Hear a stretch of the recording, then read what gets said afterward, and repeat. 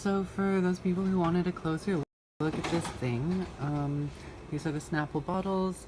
These are rubber corks that I got at an Ace Hardware store.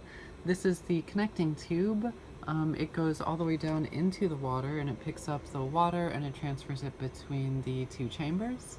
And then these two tubes here are the ones that attach to the carbs themselves, and they go up to here and they terminate in the gas column, so they don't touch the water.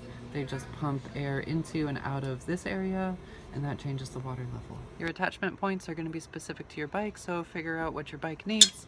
It may not be a screw like this, but it's going to be something between the engine and the carb butterfly valve, so look for a port somewhere in there.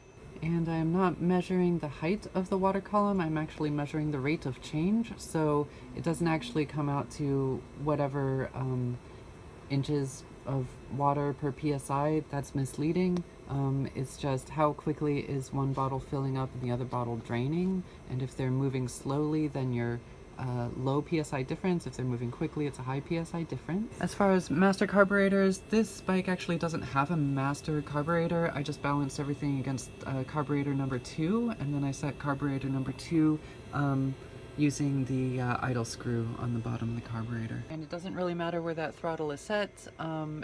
They're all just set in relation to each other, and then all of the carburetors are then adjusted by the idle screw. And lastly, vacuum and pressure are exactly the same, especially in this instance. This is a relative pressure manometer. This is measuring the difference in pressure between these two chambers, not the difference in vacuum between this chamber and the atmosphere. So I hope that all clears that up. Good luck if you're going to try and use something like this.